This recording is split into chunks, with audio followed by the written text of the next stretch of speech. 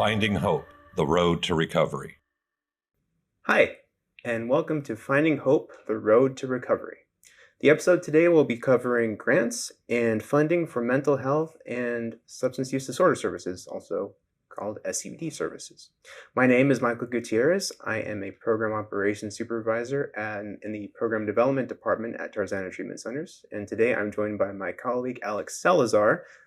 Alex, go ahead and introduce yourself. So I'm Alex Salazar. I'm a Senior Supervisor at Tarzana Treatment Centers. I've been running grants there for about 10 years now. And yeah, that's me. All right. Thanks, Alex.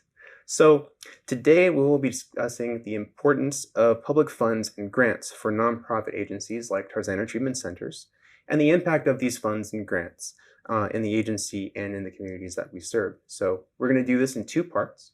The first part, I'll be asking Alex a couple of questions, or more than a couple of questions, about what are grants and how are they important to the community. And in the second part, Alex will be asking me some questions about an actual current example of a grant that is available to nonprofit agencies like ourselves, and we'll go into more detail about that in the second part. So to begin, Alex, tell us what are public funds and why are they important? Why are they important to agencies like TTC? So what we call public funds or grants generally is just money that can be accessed by agencies like Tarzana Treatment Centers that allow us to implement programs or services that we don't currently implement, but that there is a need for in the community. Grants can come from a number of different sources at a couple of different levels of government. So for Tarzana, there's private funding. We have grants from the city of LA. We have grants from the county of LA. We have grants from the state of California. And then we have federal funds. And that's what helps us run a lot of the programs that we offer. Great. Yeah, there's certainly a lot of funding out there. And it definitely seems like you and your team do a lot of that searching on a day-to-day basis, a weekly basis. Definitely. Yeah. So tell us a little bit about some of the benefits to patients if an agency does secure public funds. Well, I mean, the primary benefit to patients is that then they are receiving services at no cost. So that's a big incentive, not just for us to pursue these funds, but for the patient to come to us to receive services. If you don't have to pay for it because someone else is paying for it, then it's a lot easier for you to access those services at our agency. I got it. And yeah, I would say that I've definitely I've seen so many funding opportunities out there related to providing services at no cost, and I think that's one of the benefits. So they don't have to worry about paying for those services. Yeah. And can you describe how the public funds impact the broader community, like in Los Angeles County, for example? Yeah, so the impact to the community is basically that people that don't have any other way of receiving a vital service are able to receive it because there's somebody that's footing the bill for them. Yeah. So like that's the broader impact is basically like the benefit that individual has in their life and in their neighborhood. That's how the community benefits from us being able to provide services for free. And it also helps us because once an issue is addressed, then it's easier to identify issues around that issue that also have to be addressed. So it's kind of like a cycle of like, what is the problem? How do we address that problem? Now that we've addressed that problem, what is the result of that? Are things better? Now, if things are better, what is another problem related or around there that needs to be addressed in order for this community to function like optimally? I see. And in a broader sense, can you talk a little bit about any sort of advocacy efforts or policy influences that might be impacted once an agency gets those public funds? Yeah, well, so because we receive public funds on a consistent basis, it's easier for an agency like ours to go to funders who are like the seats of power, right? So like the government and other funders, and kind of advise them on what we are seeing in the community and what we think would benefit the communities we serve. So like it gives us to a certain extent a voice because we are trusted partners with these funders to address these issues. Yeah, makes sense. And in terms of once an agency gets an award like Tarzana Treatment Centers, how does being awarded ultimately benefit the agency? What are some ways that they would be able to do that? Well, I mean, primarily, I think it gives us financial stability. So if we know that we're going to have, for example, $100,000 a year for the next 5 years to implement a specific targeted evidence-based practice, then it takes a lot of pressure off of us because we know that we know that that program will be available. And we know that we'll be able to pay our staff to provide that service. We know we'll be able to pay for the training that is required. We know that we'll be able to pay rent in our buildings.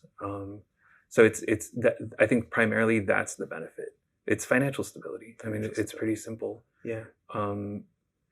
Yeah, I would say that. And are there opportunities? I guess it depends on the funder and the funding type, and then the focus of the funding that they're aiming to fund. But is there any sort of collaborative efforts that come into play? Say, for example, that maybe TTC can't do it, or Tarzana Treatment Centers can't do it all themselves. Are there opportunities that might exist for collaboration? Yeah, it's really easy for individuals and agencies to kind of like isolate and silo. And so it's nice when a funding opportunity requires you to work potentially with partners that you aren't usually working with or that you aren't currently working with. Because a lot of the problems that we're addressing with these funds exist kind of like at the intersection of a lot of different societal issues. So for example, Tarzana, we got you when it comes to substance use disorder treatment. We do that every day. But we don't necessarily have access to food, right? So like we don't run a food bank. So if there were a program that said, okay, we're going to give you money to provide substance use disorder services, but we also need you to ensure that these people are going home with food, then we would be able to partner with an agency that provides food in the community. And then we're providing both of those services, which is something that Tarzana wouldn't necessarily be able to do on its own, and would also not necessarily think to do on its own, maybe. Yeah. Are there potential? What would you say are the potential? Maybe if you can speak to the challenges that might come up for communicating with other organizations. I think that that might be something we. Thanks, Alex. I really appreciated learning about what the grant opportunities are and how they function and the importance of them.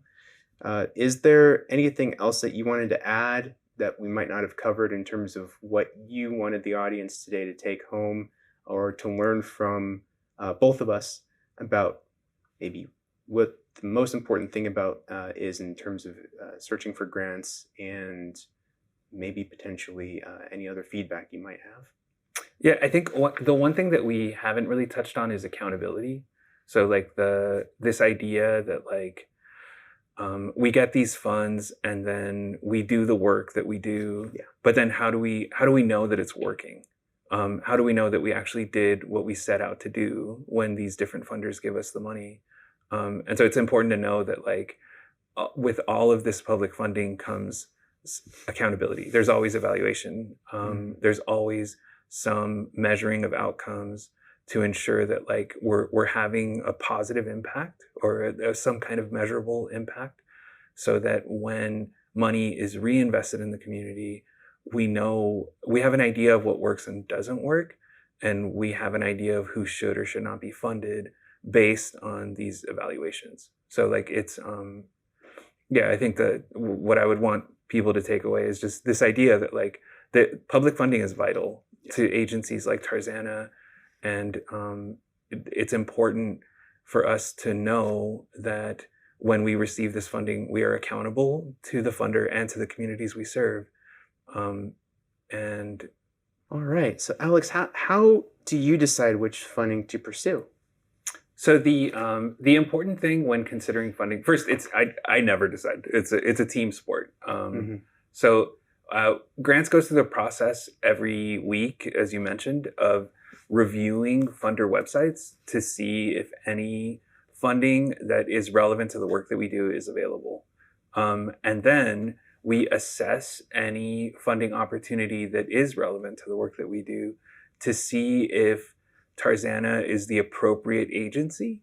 So what we have to consider is like, what is our mission and how does it relate to this funding or this program that is to be implemented? Because we want to make sure that we aren't pursuing funding just for the sake of pursuing funding. So it's called mission creep. Like we want to make sure that anything that we pursue is in line with the work that we're meant to be doing, right? That aligns with our mission. Then we kind of have to consider current capacity. So if there's a grant out there that sounds perfect for us, but the goal is to do work that Tarzana currently doesn't have the staffing to do, and if there's no way for us to make that staffing happen in time for the program implementation date, then it doesn't really make sense for us to pursue that. And the other thing we have to consider is whether potentially there are other agencies out there that would be better suited or a better fit for that funding opportunity. Because obviously, in working collaboratively, we want to make sure that we're doing our part and not trying to take funding from agencies that ultimately would do a much better job than Tarzana would at a particular program. Oh, that was really insightful. I forgot about the part where it's, especially in Los Angeles County, there's so many service organizations with different missions, different target populations, and they might be applying for the same funding that Tarzana Treatment Centers might be applying for at the same time, same funding round, all that. And it's I understand where you're coming from. It's a competitive process, but you want to be sure in terms of mission creep and also not interfering with those who are doing it so well for so long. Or like people that are already doing the work. And then the idea that it's a team sport, I mean, that just means that like it's not just me or the grants team that's reviewing these opportunities. It goes to stakeholders. So we send it to not only supervisors and directors within our own agency, but also out to agencies in the community and kind of go like, hey, have you seen this? Is this something that you would be interested in pursuing? Why or why not? And then that might give us an idea of whether or not we should be pursuing. Yeah, that makes sense. And as you spoke about, when you do the reaching out, when you reach out to internal stakeholders or external stakeholders in the community that are leading other organizations, my question now is maybe you can give us a sense of the time frame for all of this to happen. I know it begins with that funding announcement, and then, as you said, the review happens. Is there? I know we already know about the different levels of grants that are being funded. We have their local county grants, and then you've got your other private ones for maybe other healthcare organizations like hospitals and so on. And then you have the state grants and then federal grants. Are any of those? Have you noticed any of those have a specific time frame in mind when they release the announcement or they release the funding or the notice of funding, and then what's that process like? How many months or weeks would it take for, depending on the level of the grant or the type of grant, to then meet that deadline? So I think that it's not really, I don't think it's based on funder type. I think it really has to do with the needs that a funder has identified and when they believe a program has to be implemented. Nice. So for a lot of federal agencies, they will forecast funding. So we'll know a year in advance that a grant is coming down the line and that we should be getting ready for it. But for some like local grants, they'll have a turnaround time of 10 days. Wow. So they'll put out a funding announcement and the expectation is that you're going to have a complete application in 10 days. And that is kind of like, it almost feels like a test from the funder, because if you can't effectively submit an application in 10 days, then like potentially you're not the right agency to be doing this work. It's their way of kind of doing the... Well, I don't know if it is. I think it's more related to their needs, but it ends up being a test for us. I see. To see if we can actually get stuff in on time that's going to be high quality, that will actually get us that funding. It's so interesting. It's really insightful, because oftentimes I know I speak with you occasionally, and we work in different locations, but the day-to-day is really focused on like the mission creep, and then trying to find the right fit. There's a lot of things to consider when an agency, a team of people applies for a grant. So that's really important to consider. Is there anything else that you think our audience might want to know related to the grant application process, or anything that we didn't cover that you've found or that you've learned since you've become a grants manager? Yeah, I think that the most valuable lesson, and I've done a lot of training related to grant seeking and grant writing. Mm-hmm. And I think that the most important thing is really read the request for proposals, read the funding opportunity announcement, like go through that document. Sometimes they read like stereo instructions, Mm-hmm. but you really have to go through and understand. Sometimes it's a 20-page document, sometimes it's a 250-page document. Mm. But what matters is that you go through and really understand what they're looking for, what you need to do in order to secure this funding.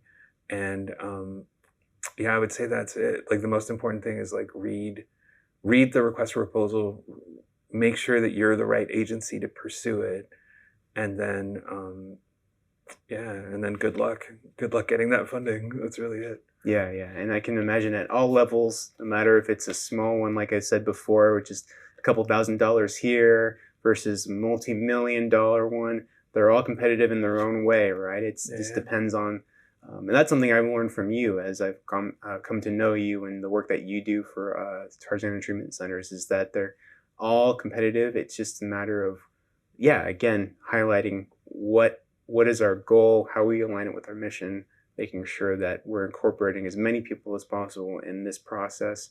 And I've been fortunate to be part of the evaluation team for a lot of the grants that have been awarded to Tarzana Treatment Centers through the work that you and your team have done. And I think that they've all shown me that grants are definitely an important part of what we do as an agency and what nonprofits are, the focus of nonprofits are.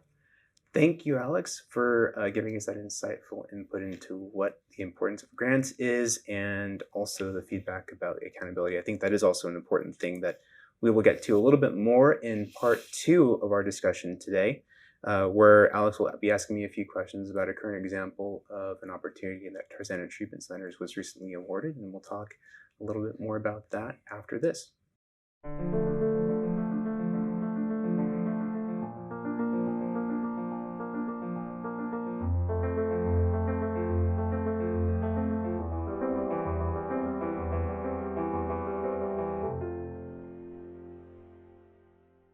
Hi, and welcome back to part 2 of Finding Hope, the Road to Recovery. Today we're focusing on grants and the grant implementation. And this part 2, we're focusing on a specific grant that Tarzana Treatment Centers was awarded. And Alex will be asking me some questions because I have a little more knowledge about that than Alex does at this point. So Alex, take it away. So currently you're director of funding of a program that is funded through a grant that we got like 2 years ago, I think. Correct. Called the Certified Community Behavioral Health Clinic program. Right. So what is tell us about that program? Yeah, what is it? Yeah, so the Certified Community Behavioral Health Program, it's a federal program. So as Alex said earlier in part 1, there are different levels, right? You've got your local, your state, or your county programs, state programs, and then federal programs.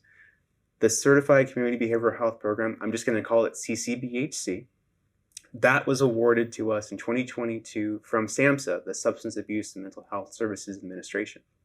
And what the focus of the funding opportunities that were released in 2022 was for the CCBHC funding opportunity was to really enhance and expand comprehensive behavioral health care. So what that means is, what does it mean, right? What is comprehensive behavioral health care? As I've come to learn in this new role, it is about really focusing on integrating, and therefore the comprehensive is an important component of it, substance use and mental health disorder treatment at the local level, and particularly in a clinic based, because it's called the clinic for a reason. We're focusing on integrating both substance use disorder and mental health services within and accessible through potentially different clinics across the United States. Every iteration, every program that gets funded from the CCBHC funding operates a little differently. No two are the same. What I think is important is the fact that this funding was released at a time when it was most needed. And that was the most valuable thing that I learned as I came aboard as the director. And I can go into a little more if you want about the actual services. What does the program actually do? Okay, so there are 9 core services, right? I'm going to list them off here. Sometimes I even mistakenly leave one out, but I'll point out a few that along the way, when I list the 9, that will really elaborate on what they're exactly, what the focus is. So the first thing and most important is crisis services, available 24/7, 24 hours a day, 7 days a week at any time. So oftentimes that would include field work. You'd have your care coordinators and case managers. I'll speak of care coordination a little bit later on in this part too. But the second thing would be your outpatient mental health and services, mental health and substance use services. For those agencies who currently don't have that in place, coordination, as we said in part 1, is an important part. Collaborating with a community organization, if you're rural, in an urban location, suburban location, no matter where you're at, finding those key partners. If you don't have outpatient mental health or substance use services, collaboration is the key for that. Then focus of person and family-centered care and counseling, and making sure that the treatment plan that you're developing for these patients incorporates person-centered and family-centered care. And then community-based mental health services for veterans. Veterans have been served in different ways, but I think the variety of services that they're provided, there are still some gaps. The CCBHC program continues to enhance the provision of mental health services for veterans that are either not current veterans, but veterans who have been out of services for a while, or recently retired, or recent veterans who have just been discharged. So following that, there's peer family supports and counseling. The peer and family support services is also an important part of the services that CCBHC wants to employ across the nation. And then targeted case management, that's one of the important parts that are also aligned with the treatment plan. But case management is really where the rubber hits the road, where the care coordinators can effectively do case management with the patients who are in our care and say what is needed. And I'm going to link you to whatever services you'll need, and therefore the comprehensive element comes back again. And the 7th one is outpatient primary care screening and monitoring. As I said before, the clinic base is where they want it to be. Oftentimes, the clinic, it doesn't have services for mental health services or substance use services. They might have an idea where to go find them, but there's really no embedded presence in those clinics, especially if they're small and rural. And so you have to say, sorry, we don't have those services. You might have to go across to another county. It can look differently across all the states. And if you're in a metro area like we are, quite a few to choose from. Luckily, TTC is, we're an integrated healthcare organization, so we do provide a lot of those services, which we do in this list. I'll point out the ones that we were really focusing on in a little while. And the final 2 are psychiatric rehabilitation services, which are basically, if you're in an acute psychiatric hospital like we are, you're providing those services to maintain stability for those who are undergoing psychosis or mental health issues within your care.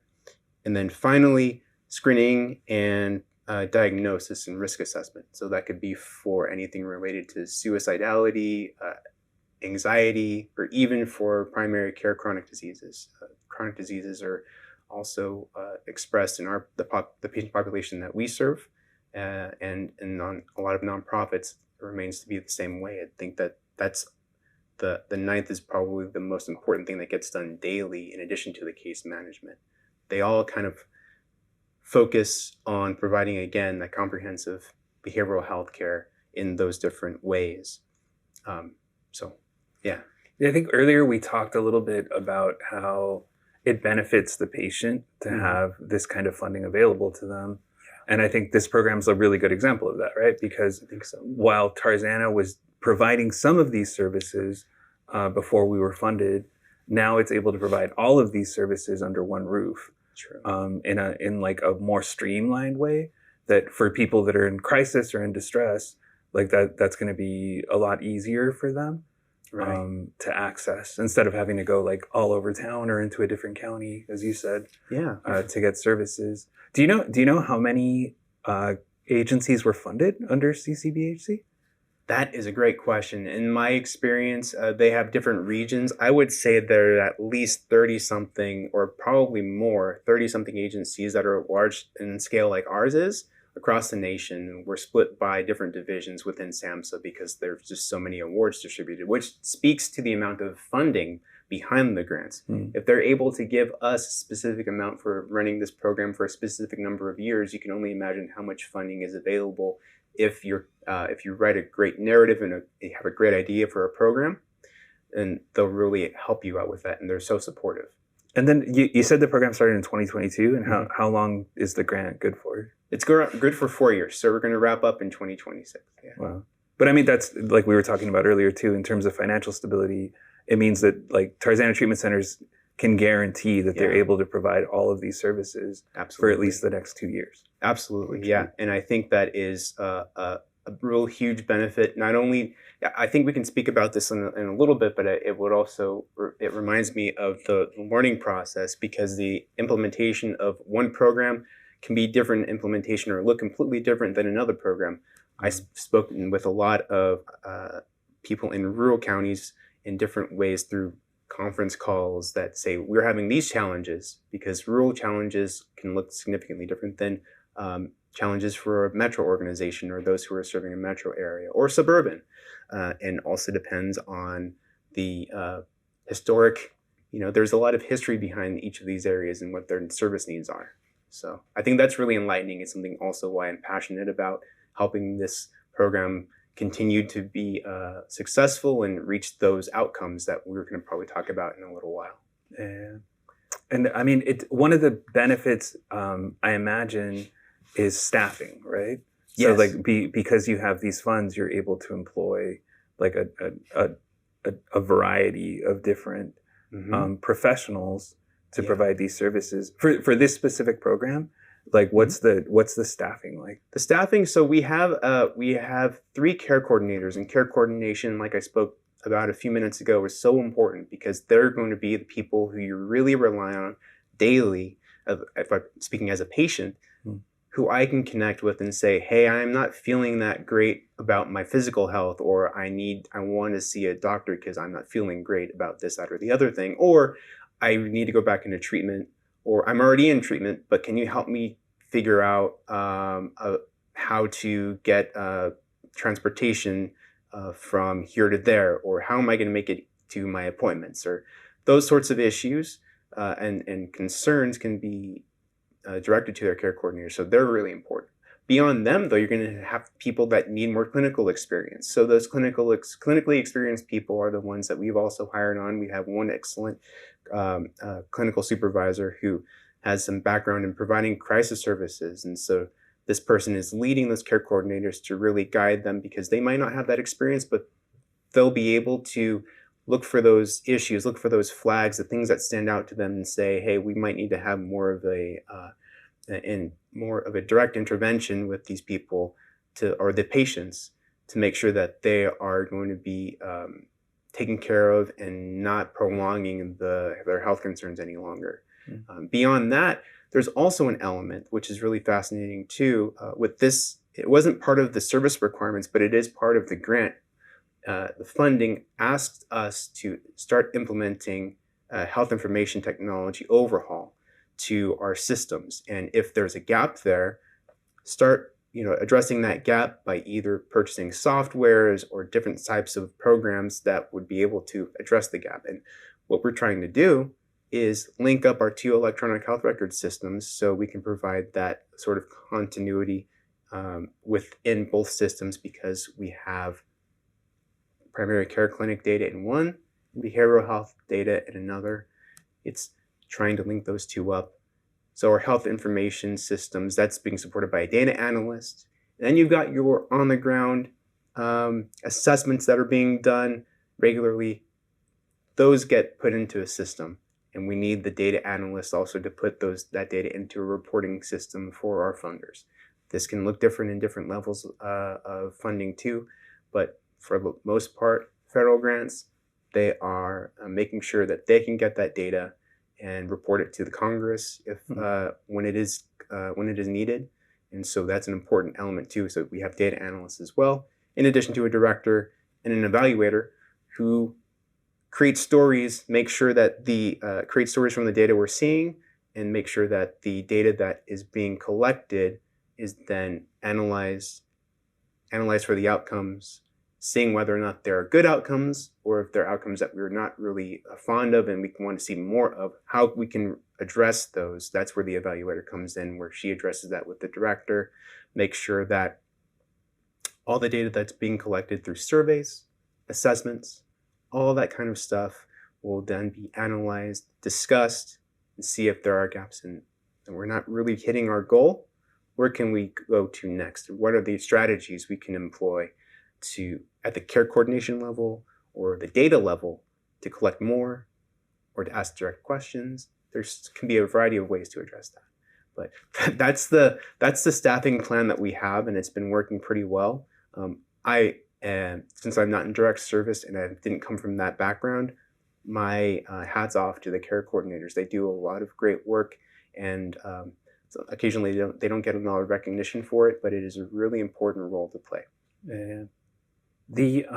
You've kind of talked about a lot of the benefits that the agency and the community are deriving from the program, and I just wonder if there's any sort of notion of how this funding or program is moving the agency forward. So like in the moment, it's very helpful. Yes. But like, can you talk a little bit about like how it helps the agency move forward? Yeah, I think it helps the agency move forward because it really achieves, we want to achieve a higher standard. That's the directive we've been given from our senior leadership. I'm sure Tarzana Treatment Centers is not alone in leadership at nonprofits wanting to achieve that higher standard. This is a nationwide standard now, So I think it pushes us as an agency, as staff in this program, to not only make sure that we're achieving those goals, but it will allow us to achieve that sense of sustainability, as you were speaking about earlier. It pushes us forward. If we achieve that higher standard, we now know we're capable of doing that and maintaining sustainability of the program in whatever shape it might come to. We might have to pivot some staff to a new program that still maintains that same level of care coordination.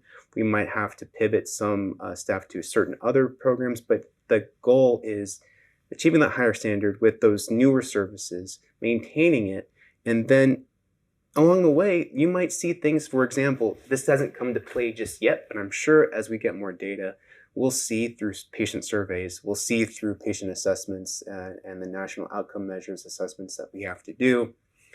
There are patients that say, well, I'm coming from this area and it's a rural area, but I don't want to come that far anymore. Where are the services where I'm at?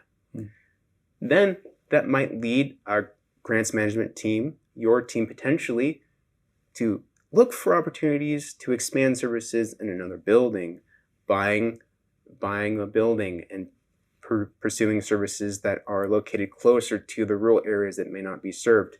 It could be mobile crisis, or not mobile crisis, but mobile units, mobile medical homes, or mobile units and mobile vans that address that mini clinic, or that have a mini clinic in them, and goes to those areas where they're least served or have gaps in coverage. So there's not a lot of clinics around the area. So yeah, I mean, I can see how like the sort of like the agency with these funds, with these grants, is able to accomplish things that demonstrate that they're able to accomplish bigger things. So like it's almost like when somebody graduates from middle school or high school, from high school more appropriately, where it's like then you have a number of other opportunities available to you. Yeah. So Tarzana as an agency, if they're able to effectively implement this program, then it sort of demonstrates that they would be able to effectively implement any number of programs. Yeah. So it increases like trust and faith in our agency and in ourselves, I guess, even as employees of that agency, because we know that we're capable Right. of doing what we set out to do, basically. Yeah, and I do want to bring it back to the staffing too, because without the staffing too, that nothing really gets done. I mean, you can have the ideal program, and it's really the care coordinators and then the clinical staff. If I was to lead a group of people, those are the two that stand out to me as the ones that they're doing the hard work sometimes of addressing crises, of making sure that they're being taken care of. And yeah, I completely agree with you though. It makes us feel like we can accomplish a lot with the team we have, and yeah, it makes you feel proud. What would you say is like what's the main thing that you think you've learned as the director of this program? Like, I imagine there's kind of a learning curve, right? There is a learning curve. I think the biggest learning curves that I probably would say is, again, the staffing too. I'm not alone in saying that it's a challenge to find the people that are most invested. You know, there are a lot of positions that we want and we require specific criteria for and specific elements. I think the part that speaks to me the loudest is we have great people because we took the time to look and to interview and to really do that work, to really get to know them and say, you think you're going to do great at this position because this is what we really need. And sometimes it's fate, and then you just kind of go with that. So that's one thing, the staffing. The other thing that I'm learning as we go forward here and kind of reaching the halfway point is they can tell you, the funder can tell you, we want to start doing this, implementing a new thing while you're doing this program. That happened to us. So now we're focused on pivoting a little bit to collect these things called quality measures. These quality measures are something that we didn't have much information on when we applied, when we received the award even. But now they're saying, you know what, nationwide standard we're going to set, and this is directed from Congress, this is directed from this SAMHSA, the Substance Abuse and Mental Health Services Administration, saying, we're going to challenge you to collect this data because we really need it. And we want to make sure that this data, not only is it going, if it's going to be collected, it's going to be quality data that pertains to specific areas of their whole health, comprehensive health, your blood pressure, not only that, but assessments for your mental health, suicidality, suicide risk, all those sorts of things. And it's an opportunity not only to grow as the agency, but also for leadership to find out the right people to call on at the right time, because I don't have a lot of information or wherewithal or knowledge about how do our IT systems work to collect this data? What are the workflows? So the growth that I'm seeing is learning how to effectively get down to who are the best people for the position in terms of staffing. The quality measures are the biggest things that I'm coming into now in terms of the challenge of meeting that and pulling on the right strings of the right people to address that and see how we can come together as a group and figure out how to make this new task that they've given to us as a grant or as a grantee to make that and make it successful. So we've talked about what you've learned as the director of the program, but I'm wondering if there's anything you could say about what the agency has learned. Yeah, there have been a lot of things that the agency has learned, but one of the biggest things is that the premise of the grant is correct. There are a lot of people who need these services in our community, but the benefit is actually having all the services that I discussed, the 9 services, in one place for them to receive services at. Thank you. Okay. Thanks, Alex. So with that, wanted to start wrapping up today. And simply put, there's going to be a lot of other videos coming up, but I hope for this one that our audience today has learned that access to public funds and grants is crucial. It is essential for not only Tarzana Treatment Centers, but other nonprofits like us in providing integrated behavioral health care and primary medical care. So that includes substance use disorder services, in addition to mental health services. And it's because it ensures financial sustainability, enhances service delivery and innovation, and reduces those financial barriers, promotes community impact and outreach, and facilitates collaboration and partnerships, ensures accountability, and it supports advocacy efforts as well. We talked about that in part 1. But overall, I hope that this conversation between Alex and I was informative. I hope you've learned something, And just simply put, the funds that are out there, they're available. And it's not just the financial resources, but it's also the opportunity for the staffing, the people, to make that positive change in healthcare delivery and policy. Thanks for joining us.